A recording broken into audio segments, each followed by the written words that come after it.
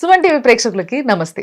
ఈరోజు నేను వచ్చేసిన బంజారా హిల్స్లో ఉన్న డాక్టర్ రేవంత్ హెయిర్ క్లినిక్కి. ఇక్కడ నా ముందు ఉన్నారు doctor Revanth, dermatologist and hair transplantation surgeon. Sir నమస్తే. సార్ ఇక్కడ హెయిర్ క్లినిక్ అని చెప్తున్నాం, హెయిర్ ట్రాన్స్ప్లాంటేషన్ క్లినిక్ అని చెప్తలేము. అంటే ఇంకేమేమి ట్రీట్మెంట్స్ ఉంటాయి హెయిర్కి సంబంధించి?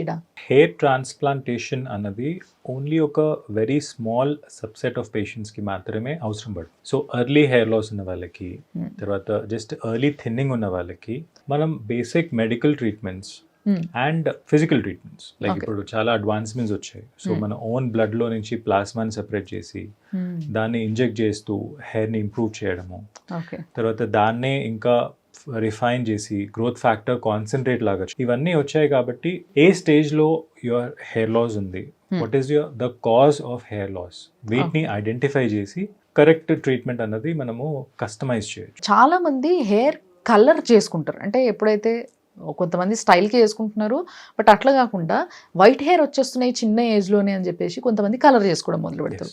ఇది పర్మనెంట్గా ఉండదు, అందరికీ తెలిసిందే. సో ఇట్లా కాకుండా పర్మనెంట్గా ఏమైనా సొల్యూషన్ ఉందంటారా వైట్ హెయిర్కి? వైట్ హెయిర్కి there is no solution, to be frank.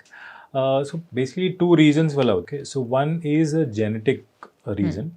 So genetic రీజన్కి we cannot change our genes. ఇంకొకటి న్యూట్రిషనల్ కాజ్, దట్ ఈస్ అది మనం టార్గెట్ చేయొచ్చు. స్పెసిఫిక్గా ఏదైనా వైటమిన్ని మనము ఇంప్రూవ్ చేయొచ్చు, ఎస్పెషలీ కిడ్స్కి.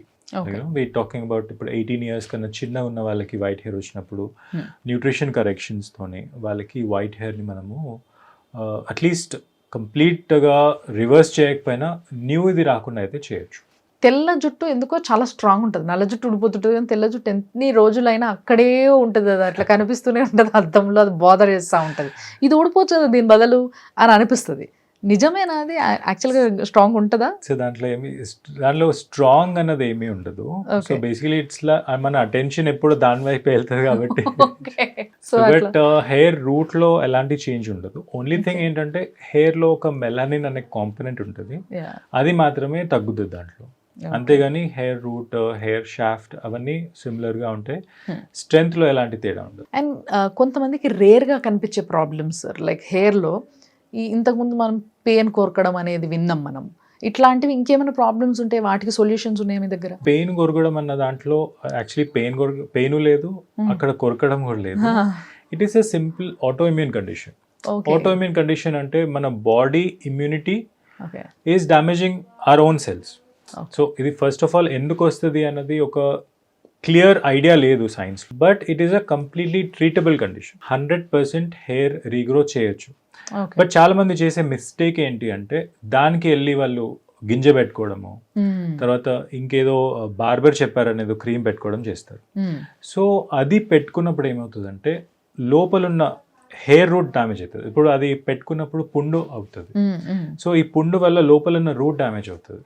ఓకే, అప్పుడు స్కార్ అవుతుంది and that cannot be retrieve.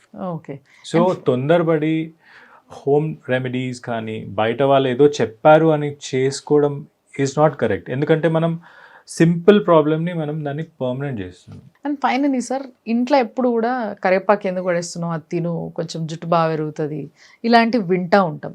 యాక్చువల్గా నిజంగా కరివేపాకు తింటే జుట్టు పెరుగుతుంది అంటారు? కరివేపాకు అని కాదు, కానీ హెయిర్ ఈజ్ అంటే వెరీ సెన్సిటివ్ పార్ట్ అనమాట. సో దానికి ప్రోటీన్స్, కార్బోహైడ్రేట్స్, విటమిన్స్, మినరల్స్ అన్నీ కావాలి. ఓకే, ఒక పార్ట్ ఆఫ్ డైట్లో మీరు దాన్ని మిస్ చేస్తుంటే కొన్ని న్యూట్రిషన్స్ మిస్ అవుతుంది.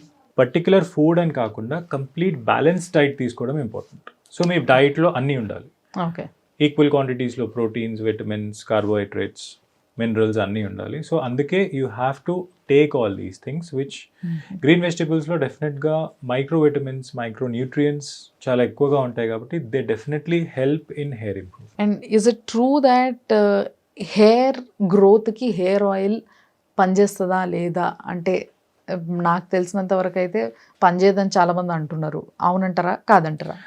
హెయిర్ ఆయిల్కి మల్టిపుల్ ఇండైరెక్ట్ ఎఫెక్ట్స్ ఉన్నాయి. సో డైరెక్ట్గా హెయిర్ గ్రోత్ని ప్రమోట్ చేయడం ఏమి ఉండదు. బట్ హెయిర్ ఆయిల్ వల్ల when you apply it and massage, so blood circulation improve అవుతుంది. అండ్ కొన్ని ఆయిల్స్కి దే హ్యావ్ యాంటీ ఇన్ఫెక్టివ్, ఇప్పుడు ఫంగస్ ఇన్ఫెక్షన్, బేసికలీ చాలా మందికి డాండ్రఫ్ ఉంది, సో ఈ యాంటీ ఫంగల్ లాగా యాక్ట్ చేయడము, తర్వాత హెయిర్ రూట్స్లో ఇన్ఫ్లమేషన్ వస్తూ ఉంటుంది చాలా మందికి డాండ్రఫ్ వల్ల, తర్వాత ఈ పొల్యూషన్ వల్ల. Hmm. సో కొన్ని ఆయిల్స్కి ఈ యాంటీ ఇన్ఫ్లమేటరీ ఎఫెక్ట్ ఉండడం దీనివల్ల బెనిఫిట్ అవుతుంది. అండ్ ఈ ఫ్యాక్టర్స్ రిమూవ్ అయినప్పుడు డెఫినెట్గా హెయిర్కి లైక్ బెనిఫిట్ ఉంటుంది దీంతో. Okay, but hair growth oil అని చెప్పి యాడ్లు ఇస్తుంటారు, వీటి అది కంప్లీట్లీ రాంగ్, కంప్లీట్లీ ట్రాష్ అది. ఓకే సార్, బట్ నిజంగా మంచి మంచి డౌట్స్కి ఆన్సర్ ఇచ్చిండ్రు. Thanks for that. తప్పకుండా మళ్ళీ కలుద్దాం ఇంకా చాలా టాపిక్స్ పైన. Thank you so much. Thank you. చూసారు కదా, ఇది అన్నట్టు ఒకవేళ మీరు కూడా డాక్టర్ రేవంత్ గారిని కలవాలి, మీకున్న ప్రాబ్లం మీ హెయిర్ కండిషన్ గురించి తెలుసుకోవాలి, ఏదైనా ట్రీట్మెంట్ చేయించుకోవాలి అని అంటే మాత్రం డెఫినెట్గా టెక్నీషియన్ల దగ్గరికి పోకుండా డాక్టర్ దగ్గరికి రావడమే కరెక్ట్ అన్న ఒక ఉద్దేశంతో వాళ్ళు పెట్టిన పేరు డాక్టర్ రేవంత్ హెయిర్ క్లినిక్.